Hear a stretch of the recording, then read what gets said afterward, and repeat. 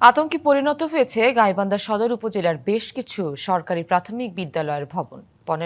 নির্মাণের ১৫ বছর না পেরোতেই বিদ্যালয়ের দেয়াল ও ছাদে দেখা দিয়েছে ফাটল, খসে পড়েছে পলেস্তারা। ঝুঁকিপূর্ণ ভবনে প্রতিদিন ক্লাস করতে হচ্ছে শিক্ষার্থীদের।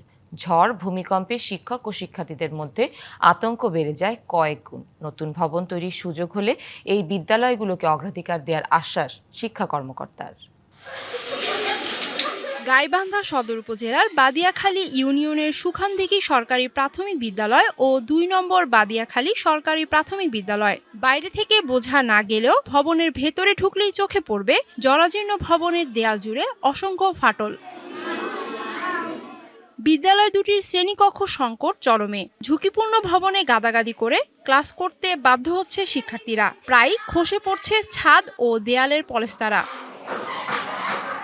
বর্ষা মৌসুমে ছাদ বেয়ে পানি পড়ে নষ্ট হয় বই খাতা ও পোশাক। ক্লাসে জমে যায় হাঁটু পানি। আমাদের ক্লাসটা ভাঙাচোরা, বৃষ্টি হলে আমরা ভয় পাই।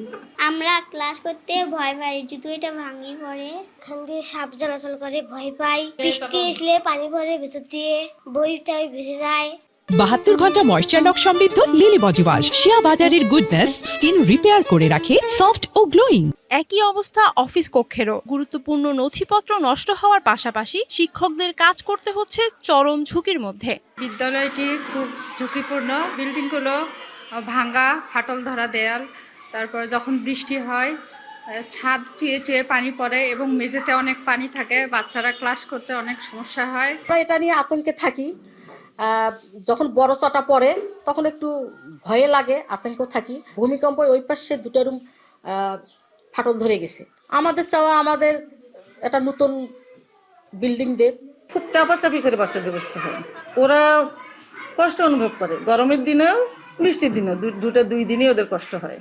এই মুহূর্তে বিদ্যালয়ের ভবন সংস্কারে অপারগতার কথা জানান শিক্ষা কর্মকর্তা। তবে নতুন ভবন তৈরির সুযোগ হলে এই বিদ্যালয়গুলোকে অগ্রাধিকার দেওয়ার আশ্বাস দেন তিনি। PG5 জন চালু হবে, যদি নতুন ভবনের দেওয়ার সুযোগ হয় সেই ক্ষেত্রে আমরা অগ্রাধিকার ভিত্তিকে বিদ্যালয়কে আমরা তালিকা দিব অবশ্যই। একই রকম জরাজীর্ণ অবস্থা গাইবান্ধা সদর উপজেলার 10টি বিদ্যালয়ের।